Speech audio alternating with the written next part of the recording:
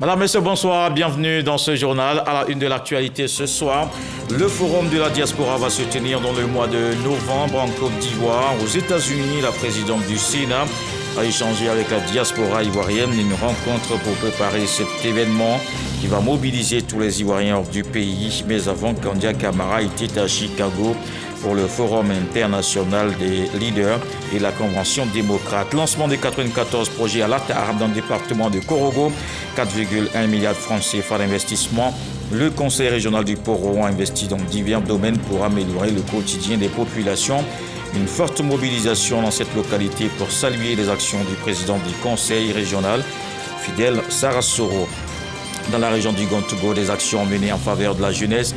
47 jeunes viennent de recevoir des chèques en financement pour faciliter la réalisation de leurs projets. Le député de Bondoukou, Maïzan Kofi Noël, exhorte au bon usage de ces fonds octroyés par le ministère de la Promotion de la Jeunesse.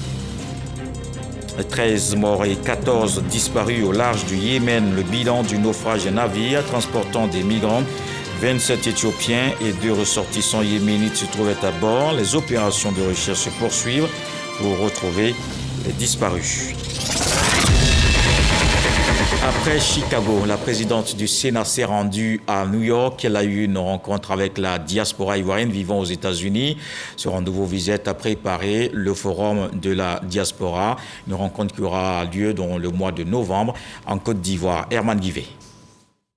New York. Aux États-Unis, la présidente du Sénat, Kandia Camara, rencontre la diaspora ivoirienne vivant dans le pays. Le but de cette rencontre, préparer le forum de la diaspora organisé par le Sénat de Côte d'Ivoire et qui se tiendra du 12 au 14 novembre 2024 à Yamoussoukro, la capitale politique. Mot de bienvenue à tous les participants à cette rencontre prononcée par Inza Camara, consul général de la Côte d'Ivoire à New York. Les missions du Sénat sont présentées à la diaspora ivoirienne vivant aux États-Unis par la présidente de l'institution, Kandia Camara. Le Sénat de Côte d'Ivoire, étant la représentation des Ivoiriens établis hors de Côte d'Ivoire, a décidé depuis quelques années d'organiser une rencontre avec la diaspora. Et cette rencontre, nous l'avons dénommée le Forum de la diaspora. Il y a eu déjà la première édition. Et cette année, nous nous proposons d'organiser la deuxième édition. Pour nous, la diaspora a une place importante à prendre et à jouer. Aussi bien ici que partout dans le monde, qu'en Côte d'Ivoire, notre beau pays. Le directeur de la coopération au Sénat, René Dossan, renseigne les participants sur ce en quoi consistera ce forum de la diaspora. Pour cette année, des communications thématiques et des panels. Les participants, les représentants de la diaspora, c'est-à-dire vous, ceux qui ont la qualité d'entrepreneurs et d'investisseurs, ceux qui sont professionnels et experts, ayant comme qualité l'expertise dans plusieurs domaines, la santé, l'éducation, la technologie, le développement, des leaders communautaires également, à travers les organisations non gouvernementales, jeunes talents et innovateurs. Tout cet ensemble-là, monsieur le consul général et l'ambassadeur vont proposer des personnes qui viendront donc participer au forum. Le Sénat fera fort sur la proposition des ambassadeurs d'inviter quelques-uns parmi vous. Les Ivoiriens de la diaspora vivant aux États-Unis ont été instruits sur l'état de la nation par la présidente du Sénat, Kandia Camara. La Côte d'Ivoire continue son développement. Le pays est en chantier. Et c'est une réalité. Vous prenez la ville d'Abidjan, non seulement vous avez des ponts, échangeurs, tunnels, la Y4, mais vous avez aujourd'hui des voies dans les quartiers, dans les sous-quartiers qui sont en train d'être bitumés. Nous sommes bien placés pour l'affirmer en tant que maire de la commune d'Abobo. Une diaspora ivoirienne vivant aux États-Unis qui a répondu massivement à l'appel de cette rencontre et qui s'est saisie de l'occasion pour faire cas de contributions et préoccupations. Préoccupations auxquelles la présidente du Sénat, Kandia Camara, n'a pas manqué de répondre. Nous voulons vraiment que nos compatriotes qui ont de l'expérience, qui ont des compétences, viennent en Côte d'Ivoire nouer des partenariats, se faire connaître, viennent aussi s'enrichir. Ils sont d'accord avec nous pour dire que la Côte d'Ivoire a raison de s'engager vers ce développement à travers la rénovation urbaine. Tout le monde est fier de la Côte d'Ivoire d'aujourd'hui. On souhaite que tout le monde soit fier de la Côte d'Ivoire de demain. Satisfait de la qualité des échanges et de l'initiative de cette rencontre, la diaspora ivoirienne vivant aux États-Unis entend prendre toute sa part dans la tenue de ce forum de la diaspora organisé par le Sénat de Côte d'Ivoire qui se tiendra au mois de novembre 2024. Un forum pour mobiliser donc la diaspora à prendre part au développement du pays, un développement qui se poursuit ici sur place. C'était une journée de joie à la tare dans le département de Korogo. Les populations se réjouissent des actions du président du conseil régional du Poro. Fidel Sarasoro a lancé 94 projets de développement, un investissement de plus de 4 milliards de francs CFA. Ami Sissoko.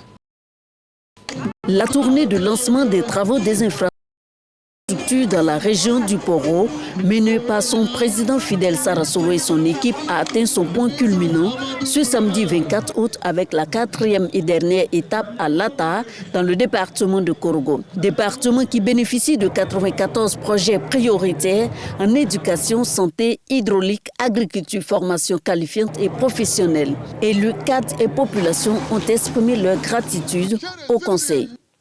Le Conseil régional investit dans l'homme. Le Conseil régional met, comme le chef de l'État, l'homme au cœur de son action. Et en cela, je voudrais que vous puissiez saluer le président du Conseil régional, le ministre Fidel Sarasoro.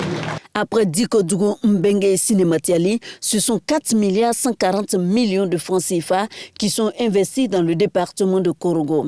Et le président du conseil régional du Poro, Fidel Sarasoro, annonce un avenir radieux pour sa région, d'autant plus que ces actions ne constituent que la première phase de son programme prioritaire de développement. Ce programme prioritaire contribuera à créer, au niveau de la région, environ 6650 emplois. Le programme prévoit la construction et l'équipement du siège du conseil régional du Poro. Aerostar Dynamics, basé aux États-Unis, envisage d'ouvrir prochainement dans notre région une représentation pour l'assemblage de drones et la formation de nos jeunes à l'utilisation et à l'entretien de ces équipements. Ce sont 232 projets d'un coût global de 7 milliards 500 millions de francs CFA qui sont en cours de réalisation dans toute la région. Des actions qui visent à faire en sorte qu'aucune localité ne soit en marge de développement, a souligné le président de l'Assemblée des régions et districts de Côte d'Ivoire, Dr Eugène Akawele, le président du Conseil économique, social, environnemental et culturel. Les conseils régionaux sont de ce fait des tribunes privilégiées de concertation entre les populations et les cadres, entre les acteurs économiques et sociaux impliqués dans le développement régional, permettant de prendre en compte les préoccupations dans une véritable dynamique participative. Pour soutenir les actions du Conseil régional du Poro, le ministère de la Santé lui fait don d'équipements biomédicaux estimés à plus de 400 millions de francs CFA pour ses centres de santé. Le ministère de l'Agriculture également lui apporte son appui avec 300 tonnes d'intrants et du matériel agricole. Un appui aussi aux jeunes, l'insertion professionnelle de la jeunesse, une priorité dans la région du Gontougo. Après 6 mois de mise en activité, 47 jeunes ont reçu chacun des chèques avec le soutien du député de Bandoukou, Maïsan Kofi Noël. Ils pourront ainsi financer leurs différents projets. Khalid Diomandé. Des chèques de 120 000 francs CFA remis à 47 bénéficiaires du programme TIMO, travaux à haute intensité de main-d'œuvre, après 6 mois de mise en activité à Bandoukou, région du Gontougo. Ces financements de l'Agence Emploi Jeunes leur permettront de réaliser leurs projets respectifs. Au nom de toute la jeunesse départementale, nous tenons à féliciter le chef de l'État, son Excellence, le président Alassane Ouattara et son gouvernement d'avoir décrété les années 2023, 2024 et 2025 comme celle de la jeunesse, facilitant ainsi l'accès à l'emploi et à la formation pour de nombreux jeunes. L'Union européenne va continuer à travailler main dans la main avec l'ensemble des acteurs et surtout avec les jeunes pour un avenir où les jeunes sont au cœur de l'innovation, de la paix et du développement. Pour parvenir à une véritable autonomisation, le député de Bandoukou, Meizan Kofi Noël, représentant le ministre de la Promotion de la Jeunesse, met un point d'honneur sur l'utilisation optimale des financements. Cet accompagnement financier est une récompense pour le travail accompli et un encouragement à poursuivre le chemin de l'autonomie et de la responsabilité. Il doit être utilisé à bon escient. La balle est désormais dans votre camp. Cette remise de chèques a été couplée à la célébration de la 24e journée internationale de la jeunesse. Et après un moment de turbulence, la mutuelle des assurances des taxi-compteurs d'Abidjan connaît aujourd'hui une relative accalmie. La MATCA veut se positionner comme le leader dans le secteur des assurances en Afrique de l'Ouest. Elou Guédou, son directeur général, était l'invité du magazine du dimanche avec Abdoulaye Koné. Voici un extrait de l'entretien. Pendant une décennie, notre mutuelle a connu pas mal de difficultés. Mais il faut dire que ces difficultés étaient plutôt liées à la mauvaise compréhension, j'allais dire, des tests de la mutuelle. Il faut rappeler que la mutuelle est une mutuelle d'assurance des taxi-compteurs d'Abidjan. Mais pendant longtemps, les gens ont assimilé cette mutuelle à une compagnie de transport. Mais en réalité, ce n'est pas une compagnie de transport, c'est une compagnie d'assurance. Et c'est ce qui a créé pas mal d'incompréhension. Mais depuis 10 ans, pratiquement, la stabilité est revenue. Mais ce qui a permis à ce que nous puissions avoir cette stabilité, il y a 3 leviers qui ont permis à ce que nous ayons cette stabilité. Le fait d'avoir choisi des dirigeants qu'il fallait à un moment donné. Mais il y a eu aussi d'autres éléments qui ont milité en faveur de cette stabilité retrouvée. Il s'agit de la révision des tests de la mutuelle. L'une des politiques importantes de la nouvelle équipe dirigeante, c'était la décentralisation. Et il s'agissait, à travers la décentralisation, de se rapprocher davantage de nos sociétaires. Et aujourd'hui, ça a été une réussite. Vous savez, le district d'Abidjan est composé de plusieurs communes. Et nos sociétaires, effectivement, également, sont dans les différentes communes du district d'Abidjan. Donc, le conseil d'administration a décidé que nous puissions nous rapprocher davantage de nos sociétaires en installant des agences. Et nous tenons compte, pour l'instant, de ces agences, d'abord, la densité de la commune. Premier critère, c'est la densité. Donc, nous avons commencé par les plus grandes communes. Il s'agit d'Abobo, Yopougon, et ainsi de suite. Voilà, donc voici un peu comment nous avons procédé à la décentralisation de la mutuelle. Dans le nord du pays, plus de 1000 chefs de village et cantons sensibilisés sur l'importance de l'état civil. C'est une initiative du président du conseil régional du Poro, Fidel Boroton Zarasoro, soutenu par le haut représentant du chef de l'État Gilbert Koné Kafana, le ministre d'État Téné Birahima Ouattara, le ministre de la Communication Amadou Koulibaly, Françoise Remarque de la Culture, le président de la Chambre des rois et chefs traditionnels, Sa Majesté Montanoé a effectué le déplacement. L'occasion a été aussi saisie pour offrir des tenues d'apparat à tous ces chefs pour la valorisation de la culture sénophone. Et ici au sud, à Tingué, désormais un nouveau chef, Jacques-Marcel Diessou, a été intronisé. Il a reçu les attributs de sa fonction de chef. Il est le 17e dirigeant du village. Il s'engage à travailler pour l'épanouissement des populations avec un accent sur la santé et l'éducation. Fred Oulaïch Didier Nguessa. Danse guerrière, prestations artistiques, déferlement des autorités politiques, administratives, coutumières et religieuses et les populations à la place publique. À Tendié, sous-préfecture d'Anyama, vit au rythme de l'intronisation de son nouveau chef. Jacques-Marcel Guessou est investi en présence d'un paquet d'illustres invités. Il arrive que souvent nous assistons avec regret que les communautés ne veulent pas s'entendre. Or, l'absence des chefs dans un village est un problème pour l'autorité administrative. C'est une question d'ordre pour nous. Avec la remise des attributs du pouvoir et la clé du village, Jacques-Marcel Guessou est désormais le garant des us et coutumes d'Atengué. Il reçoit également son arrêté de nomination des mains du représentant du préfet d'Abidjan. Le nouveau chef sollicite le soutien des populations pour une gestion participative. Nous mettrons au cœur de notre mandat la cohésion sociale. Parce que sans cela, rien ne serait ce qu'on ferait. Voilà. Donc nous allons travailler sur ces points. J'ajouterai un autre point, c'est-à-dire la solidarité, promouvoir la solidarité. Le représentant du président du conseil régional de l'Agnébitiassa, Pierre Demba, parrain de la cérémonie, a exhorté les populations à la cohésion autour de leur nouveau chef. L'investiture du chef est non seulement un moment de célébration, mais aussi une opportunité pour vous tous de vous engager activement dans le développement de votre village. Le chef de village d'Atenguié fait partie de la génération Mouna. Son choix a fait l'unanimité.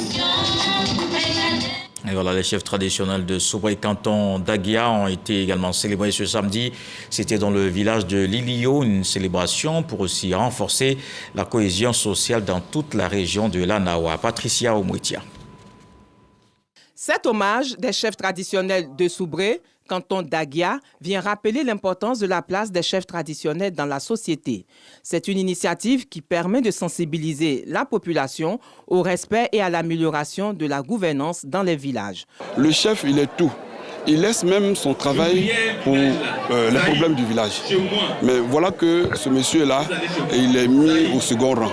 Donc c'est pourquoi j'ai trouvé qu'il fallait une telle cérémonie. Le sous-préfet de Lilio, Segbe Téné, a dit toute sa joie de participer à cet hommage.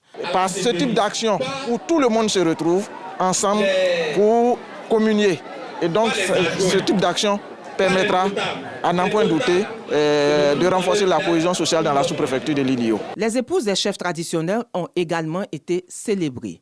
Au total, une vingtaine de chefs traditionnels, chefs de tribus, chefs de canton et de villages qui ont été célébrés et invités à multiplier leurs efforts pour la préservation de la cohésion à quelques mois de l'élection présidentielle.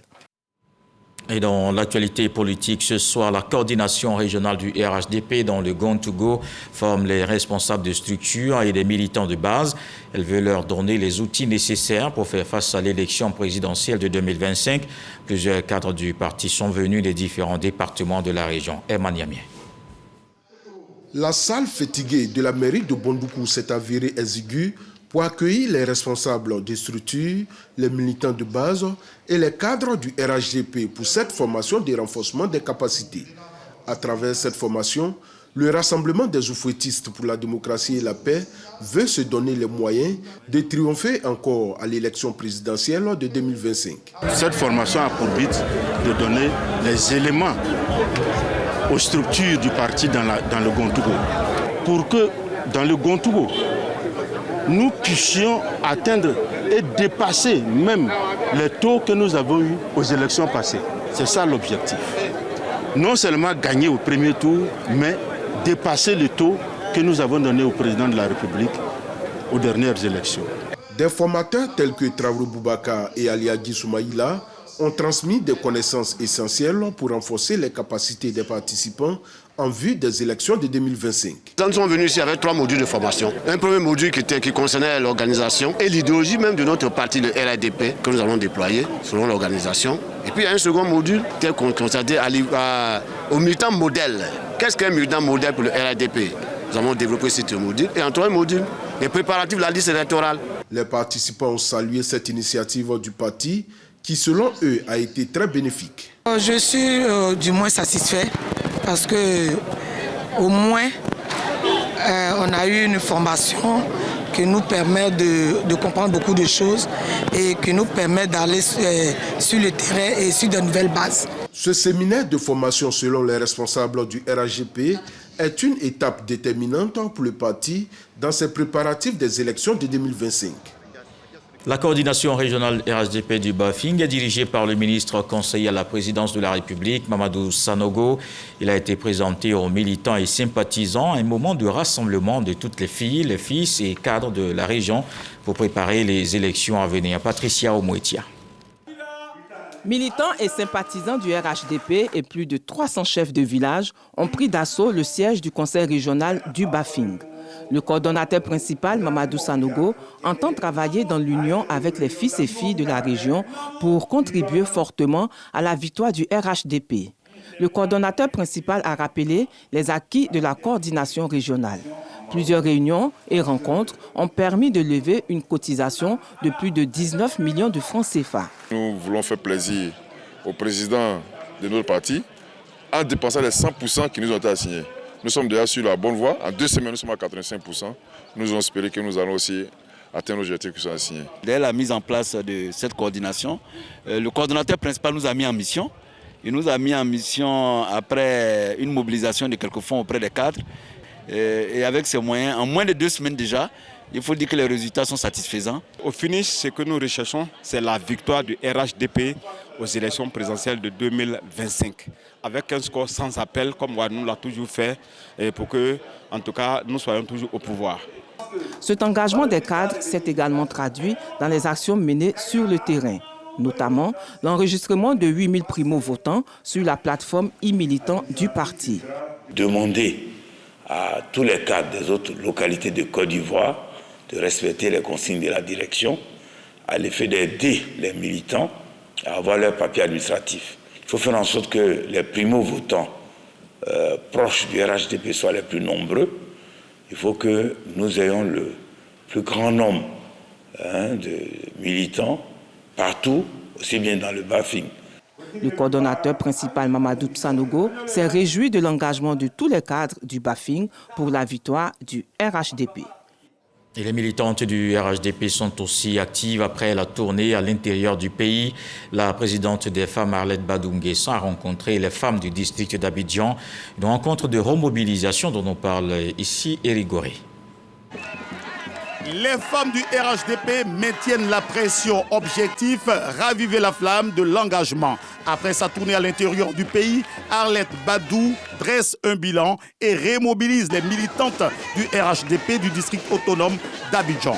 Faire en sorte que le parti des oufouettistes demeure le plus puissant parti de Côte d'Ivoire. Ces femmes l'ont bien compris. Cette formation politique entend jouer pleinement son rôle avec pour candidat naturel Alassane Ouattara. Je pars de toutes ces communes rassurées que le travail va être fait minutieusement, rigoureusement, aux côtés de tous les coordonnateurs, de tous les responsables RHDP du district d'Abidjan, pour que, au soir de l'élection présidentielle de 2025, notre candidat, notre champion, le président Alassane Ouattara, soit élu au premier tour de l'élection présidentielle. Aux côtés de ces femmes se dressent toujours des hommes rompus à la tâche et engagés. À cette cérémonie, Youssoufou Koulibaly représentait le coordonnateur principal du RHDP de Yopougon. Les femmes de Yopougon sont déjà au travail et que tout ce qu'elle va donner comme conseil, comme directive, seront mises en œuvre. En tout cas, le président Dama Bitogo travaille dans ce sens avec l'ensemble des femmes. Elle a constaté elle-même la mobilisation exemplaire qu'il y a eu ici à Yopougon. C'est-à-dire que nous n'aurons pas de difficulté à mettre en pratique les instructions qu'elle a données à ces femmes. L'élection présidentielle de 2025 approche à grands pas et le RHDP se donne les moyens pour s'imposer à cette échéance électorale majeure. En religion maintenant, du 14 au 18 août dernier, l'église évangélique du Réveil a célébré son 40e, 4 décennies au service de Dieu. Une retraite spirituelle a marqué la célébration. C'était au stade municipal de Bois-Flé. Godefroy Okambawa. Ils sont plus de 10 000, ces fidèles de l'église évangélique du Réveil de la Côte d'Ivoire, venus de toutes les villes pour la célébration des 40 ans de cette communauté religieuse. Durant 5 jours, dans la ville de Bois-Flé, ces fidèles ont participé à des enseignements bibliques, des temps de prière et de louange. Une retraite spirituelle qui a permis à chaque fidèle de consolider sa foi et ses bases spirituelles. 1984-2024, ça nous fait 40 années d'existence. Je veux rendre gloire au Seigneur pour cette célébration qui est voulue de Dieu lui-même. Dieu s'est manifesté. Pour les responsables de cette communauté, l'objectif de cette retraite est de renforcer l'attachement de l'Église à sa vision d'être charismatique et apostolique. Nous bénissons le Seigneur parce que nos attentes sont en train d'être réalisées. Nous prions pour la paix dans notre pays, nous prions pour les autorités et nous croyons que Dieu est au contrôle.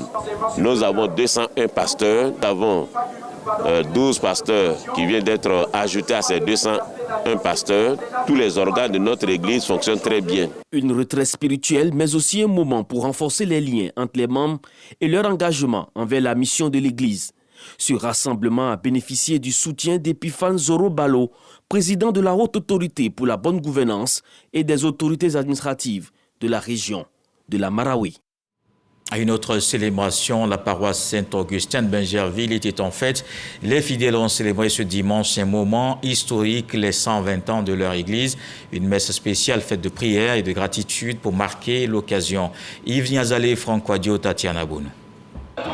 L'événement a la valeur de 2 fois des noces de diamants. La paroisse Saint-Augustin de Bingerville célèbre ses 120 années d'existence. 120 années. Oh! Voici la grâce que le Seigneur nous fait. Paroissiens et paroissiennes de Saint-Augustin de Bingerville, et vous tous venus communier à ce jour particulier d'action de grâce. Les fidèles sont venus en nombre et le message est de circonstance. Plus d'un siècle de vie sacerdotale et de célébration ecclésiale, le moment de se projeter. Je suis arrivé ici en 2020 et depuis 2020, nous avons commencé à préparer le 120e anniversaire. Et aujourd'hui, je pense que c'est chose faite et nous rendons grâce à Dieu pour tous ses bienfaits. Pour les paroissiens, fêter les 120 ans de l'Église représente du pur bonheur. Une grande joie de fêter 120 ans d'une paroisse parce que ce n'est pas donné à toutes les paroisses d'avoir 120 ans. Et surtout qu'en Côte d'Ivoire, je crois, après Bassam, nous sommes la 2e église la plus ancienne. Donc vraiment, c'est une grande joie pour nous. La paroisse Saint-Augustin de Bingerville est en effet la paroisse où a été baptisé Feu Félix Houphouët-Boigny, premier président de la Côte d'Ivoire. C'est aussi le premier petit séminaire où ont été formés de nombreux prêtres et évêques ivoiriens. En sport, Edo Queens du Nigeria a plané sur les éliminatoires de la Women's Champions League. Et les vainqueurs de la zone IFOA B, les Nigérianes, étaient face à Ayinonvi Football Club du Bénin lors de la finale au stade de la Paix de Bouaké. Le résumé de la rencontre avec Véronique Conan. Avec un parcours sans faute, Edo Queens du Nigeria s'est hissé sur la plus haute marche du podium des éliminatoires de la Women's Champions League, zone UFOA B, en battant Ayinonvi Football Club du Bénin en finale. Le Nigeria a dominé le match pendant les 45 premières minutes de jeu avec des incursions dans la surface de réparation adverse avant d'ouvrir le score. Un but signé Souliat Abidem, 1-0 à la pause. De retour des vestiaires, les Béninoises essaient de revenir au score, mais le Nigeria est plus technique et expérimenté. Et même Essien inscrit le second but à la 59e minute. Cerise sur le gâteau, Elisabeth Oukandou du Bénin marque contre son camp à la 76e minute, 3-0. Le Bénin tente le tout pour le tout, mais le score reste inchangé. On a perdu le match, mais c'est une grande expérience pour moi, quoi. C'est la première fois que l'équipe de Bénin va venir jusqu'en finale. Qu'est-ce qui n'a pas marché, mais il y a deux de nos joueurs qui sont blessés. Donc je sais que si les deux sont commencés, non, le match ne passera pas comme ça. My joy is full. This is the second team. Ma joie est grande. Je suis venu compétir avec l'équipe B. Je remercie Dieu car j'ai pu être champion des éliminatoires de l'UFOA B. Et tout était parfait au niveau du timing, des terrains et de l'organisation. Organisation 100%. Vainqueur de ces éliminatoires, le Nigeria représentera la zone UFOA B à la prochaine édition de la Champions League féminine CAF 2024. Et pour terminer, voici maintenant un retour sur l'actualité de la semaine. On verra ce qui a marqué ces derniers jours, en commençant par l'investiture de Kamala Harris, le 7/7, Carmel Dia, Abdoulaye Koné.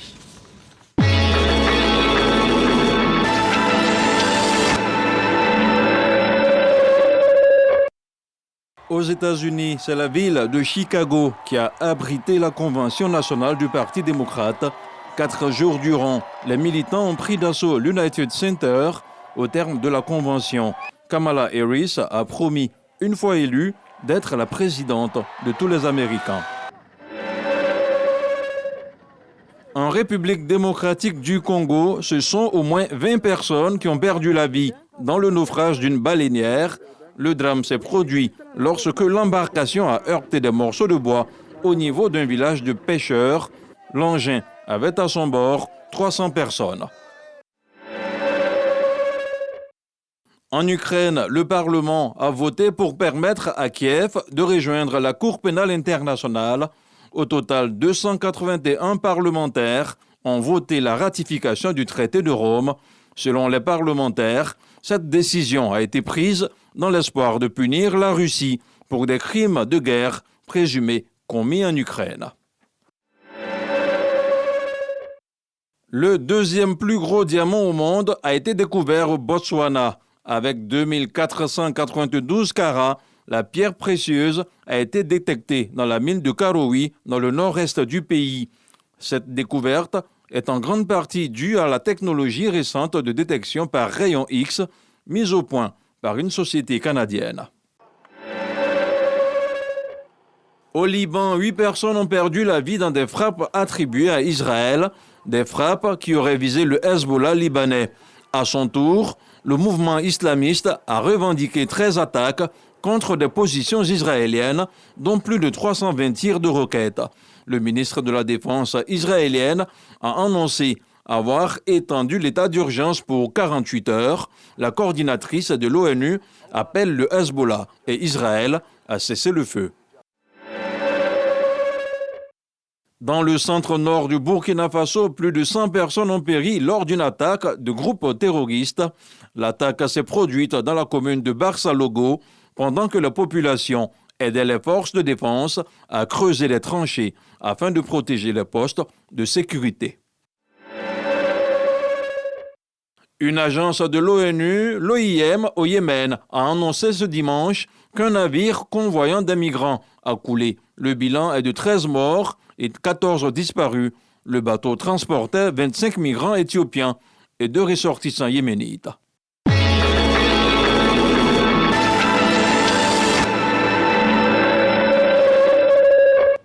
Et voilà qui met un terme à ce journal. Merci de l'avoir suivi. Au retour de l'actualité, 23h. Demain, 20h, retrouvez Fatou Fofana. Ce soir, le sage nous apprend que l'oiseau qui bouge connaît les meilleurs fruits. Je vous souhaite donc une fructueuse semaine.